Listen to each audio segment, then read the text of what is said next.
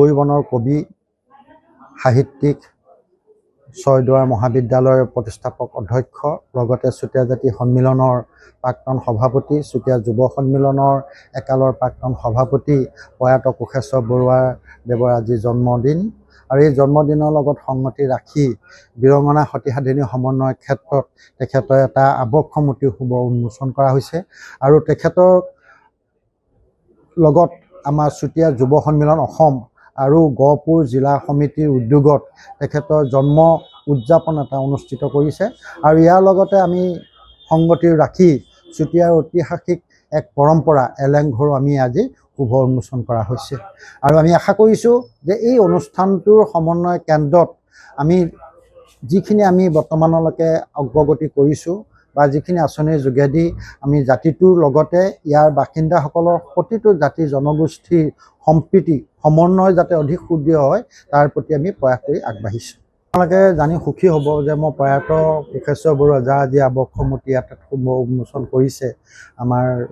ছয়দুৱাৰ উন্নয়ন খণ্ডৰ বিষয়াই তেখেত মোৰ চিৰপূজ্য পিতৃ দেৱতা হয় আৰু তেখেতৰ যি জাতিৰ প্ৰতি বা যি সমাজৰ প্ৰতি যি দায়বদ্ধতা আগবাঢ়িছিল আৰু তেখেতৰ যিটো আদৰ্শ তেখেতৰ এই আদৰ্শক মই অনুপ্ৰেৰণা লৈ জাতিটোৰ লগতে সমাজৰ উন্নয়নৰ কাৰণে মই লাগি আছোঁ আৰু এই ক্ষেত্ৰত মই আপোনালোকক জনাবলৈ পাই সুখী হৈছোঁ যে মই তেখেতৰ আজি এই জন্মদিনটো আজি যুৱ সন্মিলনে অনুষ্ঠিত কৰিছে সকলো জাতি জনগোষ্ঠীৰ লোকসকল ইয়ালৈ আহিছে আৰু এই অনুষ্ঠানটোৰ যোগেদি তেখেতক আজি স্মৰণ কৰিব আৰু তেখেতৰ এই স্মৰণৰ যোগেদি আগন্তুক দিনত নৱপ্ৰজন্মসকলে অনুপ্ৰেৰণাৰ যোগেদি জাতিটোৰ লগতে আমাৰ অসমীয়া যি স্বাভিমান সেইখিনি আগবাঢ়িবলৈ সমৰ্থ হ'ব। এতিয়া উন্নয়ন পৰিষদখনে প্ৰতিটো জাতি জনগোষ্ঠীৰ উন্নয়নৰ কাৰণে যেনেকৈ পইচা দিছে তেনেকৈ আমাকো তেনেকৈ প্ৰতিটো জাতি জনগোষ্ঠীৰ লগতে চুতীয়াসকলকো উন্নয়নৰ কাৰণে চৰকাৰে প্ৰতি বছৰে 25 কোটি টকাকৈ এককালীন আৰ্থিক সাহায্য আগবঢ়াই আহিছে আৰু এই 25 কোটি আঁচনিসমূহ আমি প্ৰতিটো জাতি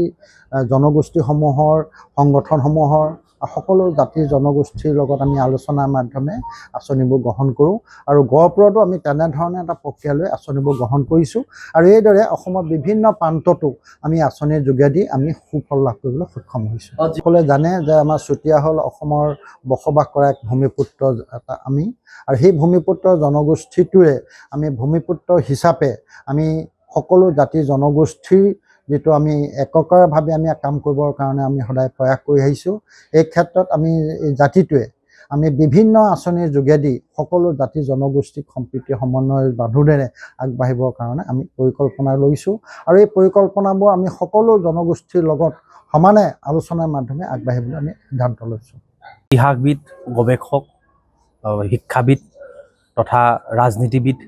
আৰু অসমৰ জাতীয় জীৱনৰ লগত একাত্ম হৈ অসমৰ বিভিন্ন জাতি জনগোষ্ঠীৰ কাৰণে সৰ্বোচ্চ জীৱন ত্যাগ কৰা চুতীয়া জনগোষ্ঠীৰ এজন পুৰোধা ব্যক্তি কোষেশ্বৰ বৰুৱা ডাঙৰীয়াদেৱৰ আজি জন্ম জয়ন্তী। আজি গহপুৰস্থিত এই সাধনী ভৱনত চুতীয়া যুৱ সন্মিলন অসম বিশ্বনাথ জিলা সমিতি সদৌ চুতীয়া জাতি সন্মিলন অসম বিশ্বনাথ জিলা সমিতি চুতীয়া ছাত্ৰ সন্থা আৰু মহিলা সন্মিলনৰ উদ্যোগত এটা আয়োজন কৰিছে আৰু ইয়াতে এই যি